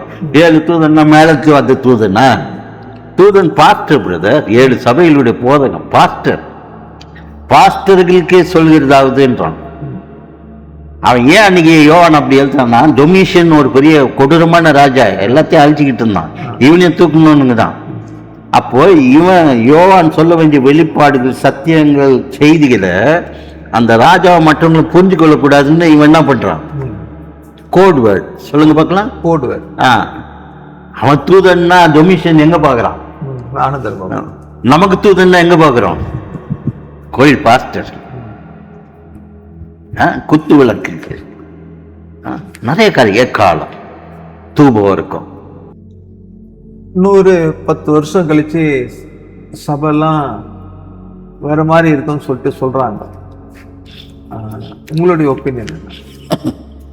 நீங்க சொல்றது சபையா இருக்காது, வேற மாதிரி இருக்குன்னா அது ஏதாவது கிளப்பு மாதிரி இருக்கும். நான் 64 இருந்து சபை பார்க்குறேன். எனக்கு தெரிஞ்ச அந்த அறிவிலிருந்து இப்போ 2025 10 வருஷமாச்சு. எத்தனை வருடங்கள். ஆனா அத்தனை ஒவ்வொரு வருஷமும் சபை என்ன பண்ணிட்டு இருக்குது? வளர்ந்துட்டு வளருது ஒரு பக்கம். growth உடைய அடுத்த பக்கம் என்ன தெரியுமா? the more you grow, the more problems. பிரச்சனைகள் நிறைய வரும். அதாவது ஆதி திருச்சபை வீட்டில் ஜபம் நடத்துற மட்டும் ரொம்ப நல்லா இருந்தானுங்க ஆவியில. ஆனா என்னைக்கு சபை பெருக்கம் வளர வளர என்ன வந்துருச்சு? பிரச்சனை வந்து. ஆமா, மொழி பிரச்சனை, ஜாதி பிரச்சனை, பண பிரச்சனை, நீயா நானான்ற பிரச்சனை எல்லாம் அப்போ வளர்ச்சி நமக்கு பிரச்சனையை தரும். நீங்களும் நானும் சாலமோன் தேவாலயம் மாதிரி உட்காந்துருக்கிறோம். சில நல்ல வளர்ச்சி இருக்குது, சிலது இது என்ன பண்ணணும்? கண்ட்ரோல் குறைக்கணும். அப்போ சபை வளர வளர வளர இப்போ 25 ஆயிடுச்சு. நீங்க இன்னும் 10 வருஷம்னா என்னது? 35 வருஷத்துக்கு அப்புறம் என்னன்னா, உங்களுக்கு யார் அந்த 10 வருஷத்துக்கு அப்புறம் இந்த மாதிரி நான் என்ன சொல்றேன், இன்னைக்கு வருவார் பிரதர். நீங்களா டைம் போட்டு 10 வருஷம் 20 வருஷம் லீஸ் கூடுற மாதிரி இயேசுவை விட்டு இருக்கிறீங்க. இன்னைக்கு நம்ம உயிர் வாழ்றோம், இன்னைக்கு நீ தான் தேவனுடைய ஆளு, இன்னைக்கு நீ உன் குடும்பம், அப்படிதான் நம்ம பார்க்கணும் இல்லையா? நம்ம 10 வருஷத்துல என்ன நடக்க போகுது? நமக்கு நேத்து என்ன சாப்பிட்டேன்னு தெரியாது பிரதர். மத்தியானம் நேற்று மத்தியானம் என்ன சாப்பிட்டீங்க? முந்தா நேத்து முந்தா நேத்துனா அந்த 2 காரியமே நம்ம 10 வருஷத்துக்கு அப்புறம் நடக்க போறது நமக்கு என்ன வரும்? ஒன்றும் வராது. ஏன்னா நம்ம அளவுக்குட்பட்டவர்கள், நமக்கு குறுகின அறிவுகள் உண்டு. ஆனா நமக்குள் இருக்கிற இந்த உலகத்துல இருக்கிற காட்டிலும் அவர் பெரிய காரியங்களை செய்வார். அதனால்தான் அவர் நேற்றும் இன்றும் நாளைக்கு 10 வருஷத்துலயும் அவர் அதே மாதிரி தான் இருக்க போறார். அவர் தான் இயேசு. நேற்று நல்லவர், இன்னைக்கு நல்லவர், நாளைக்கு நல்லவர். நல்லவர் தீமையை நன்மையா மாற்ற வந்தார். அது 10 வருஷம் தீமையா இருக்கட்டும், இன்னைக்கு இருக்கிற தீமையா இருக்கட்டும், நேற்று நடந்த தீமையா இருக்கட்டும், நம்முடைய நரகத்தை பரலோகமா மாத்துகிறவர், கெத்செமனே தோட்டத்தை ஏதேன் தோட்டமா மாத்துகிறவர் தான் நம்முடைய தேவன். இன்னைய கிறிஸ்தவர்களுக்கு சொல்லக்கூடிய ஏதாவது வார்த்தை என்ன? இன்றைய கிறிஸ்தவர்கள், கிறிஸ்தவ ஊழியர்கள். ஒரு சின்ன உதாரணம், கிறிஸ்தவ ஊழியனோ சபையோ நான் சொல்றேன். இப்போ இது என்னது? இது ஃப்ளவர்ஸ். ஆனா இது நிஜமான ஃப்ளவர் இல்லைன்னு நினைக்கிறேன் இல்லையா, பிளாஸ்டிக். ஆனா உண்மையான ஃப்ளவரு பாருங்க, மற்றவங்களாம் அங்க உட்காந்துக்கிறாங்க, நீங்க நானும் எங்க உட்காந்துக்கிறோம் மேல கொஞ்சம். ஏன்னா நம்ம யாரு? Pastor, leader. ஆனால் நமக்கு ஒரு சேர் போட்டு இதை போட்டு நம்மளை ஃபோக்கஸ் பண்ணுறாங்க. நம்மளை ஃபோக்கஸ் பண்ணிக்கிட்டு இருக்கும்போது எதையும் ஃபோக்கஸ் பண்ணுறாங்க, ஃப்ளவரையும் ஃபோக்கஸ் பண்ணுறாங்க. இப்போ இவ்வளோ நேரம் நம்ம வாயை விட்டு சத்தம் போட்டு புழுன்னு பேசிக்கிட்டு இருந்தோம். இது பேசிச்சா? பேசல. பூ என்ன பண்ணாது? பேசாது. ஆனால் என்ன பண்ணோம்? கவரம். நிஜமான பூ வந்தால் இந்நேரம் தேடி வந்திருக்கோம், சிட்டுக்குருவி வந்திருக்கோம், வண்டு வந்திருக்கோம், பட்டாம்பூச்சி வந்திருக்கோம். அப்படியே அதை என்ன பண்ணும், இது கூப்பிடாது. பட்டாம்பூச்சி இந்த சைடு வா, வண்டு லெஃப்ட்ல வா, அந்த பூச்சி ரைட்ல வா. பேசிச்சா? பூ பேசாது. ஆனா என்ன பண்ணோம்? கவரம். நம்ம கிறிஸ்தவர்கள் என்ன பண்றோம்? ஓவர் பேச்சு. கொசு, மூட்டைப்பூச்சி, கற்பாம்பூச்சி, தேவையில்லாத இதெல்லாம் நம்ம இன்னைக்கு சபைக்குள்ள கொண்டாந்துருக்கிறோம். ஆனால் தான் வேதத்தில் சொல்லுது, நீ சாட்சி சொல்வதல்ல, சாட்சியாய். அப்போஸ்தலர் 1:8 திறவுகள் என்னது? எருசலேம், யூதேயா, சமாரியா, உலக பரிந்து நீ எனக்காக என்ன பண்ணுவாய்? சாட்சியாய் இருப்பாய். பேசுவாய் இல்லை, இருப்பாய். இது பேசாது, ஆனா கவர். லாசரு நாரி போயிருந்தான் 4 நாள்.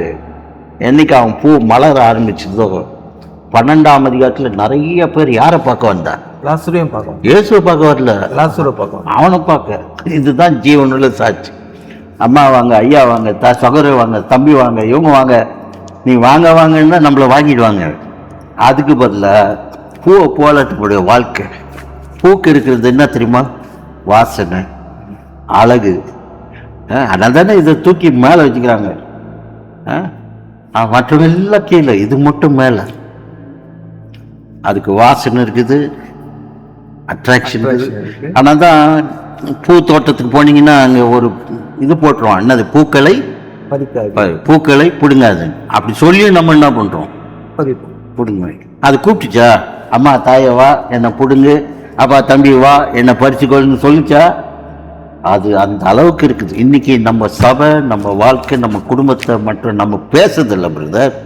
நம்ம வாழ்ந்து நம்மளை பறிக்கத்தக்கதாய், தலையில் வைக்கத்தக்கதாய், அழகு பார்க்கத்தக்கதாய், வாசனை நற்கந்தம் உயிர்த்தெழுந்த வாசனையை வெளிப்படுத்தத்தக்கதாய், எல்லா கற்பாம்பூச்சி, மூட்டைப்பூச்சி, எந்த பூச்சா இருந்தாலும் அதெல்லாத்தையும் வண்ணத்து பூச்சா, வண்டா, தேனியா மாற்றி கொண்டார். ஆமாம். அதுக்காக தான் இயேசுக்கு ஒரு பேர் இருக்குது, சாரோடி ரோஜா பள்ளத்தாக்கு.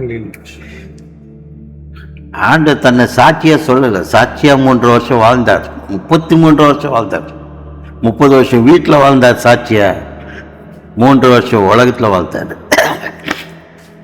ஊழியத்தில். சரிண்ணா, ரொம்ப இவ்வளோ தூரம் வந்து எங்களோட செலவழித்து நேர்காணலை கொடுத்ததுக்காக ரொம்ப சந்தோஷம். நான் இப்போ பேசுனதுக்கு பதில் சொன்னதெல்லாம் சரியாகவும் இருக்கும், சரியில்லாமலும் இருக்கும், கேள்வி இருக்கும், பதில் இருக்கும். இல்லை இங்கே உட்காந்துக்கிட்டு எல்லாம் தெரியுன்ற மாதிரி நான் பேசலை. இந்த கேள்வியெல்லாம் இன்னும் நான் வீட்டுக்கு போய் என்ன பண்ணுவேன், உட்காந்து என்னையே நான் ஆராய்ந்து பார்ப்பேன். இது ஒரு கண்ணாடி மாதிரி. இந்த இத்தனை கேள்வி கேட்டிங்களே, எனக்கு என் கண்ணாடியை காமிச்சிங்க. அலெக்ஸ் ஆக்சுவலாக இங்கே இருக்கிற மற்றவர்களுக்கு இது பேசலை. யாருக்கு பேசுகிறீங்க? எனக்கு பேசுகிறீங்க. அப்போ நான் திருத்தி கொள்ள வேண்டும், சரிப்படுத்தி கொள்ளணும். நான் திருந்தி சரிப்படுத்தி ஒழுங்குபடுத்திக்கிட்டேன்னா நான் மற்றவர்கள் என்ன பண்ணலாம்? அந்த ரோடு போகாத, அங்கே ரிப்பேர் பண்ணுறாங்க, இந்த ரோடு சீக்கிரமாக போய் வீட்டுக்கு சேர்ந்துருவேன் அப்படின்னு சொல்லத்தக்கதான நல்வழியை காமிக்க நம்ம பிரயோஜனமாக இருக்கும். நன்றிண்ணா. Thank you very much. God bless you. உங்களையும் உங்கள் ஊழியத்தையும் உங்கள் குடும்பத்தையும் உங்கள் தரிசனத்தை கர்த்தர் ஆசீர்வதிப்பார். நன்றி. ஆமென். இதுவரைக்கும் இந்த நேர்காணலை பார்த்து கொண்ட உங்கள் யாவரையும் ஆண்டவரான இயேசு கிறிஸ்து நாமத்தினால் நாங்கள் வாழ்த்துகிறோம். தொடர்ந்து பல நிகழ்ச்சிகளை, நேர்காணலை நாங்கள் தர இருக்கிறோம். அநேக ஊழியர்களை பார்த்து அவர்களுடைய அனுபவத்தை கேட்டு நம் பயன் அடையும்படியாக இந்த நிகழ்ச்சியை நாங்கள் கொடுத்து கொண்டிருக்கிறோம். கர்த்தர் தாமே உங்களை ஆசீர்வதிப்பாராக. God bless you.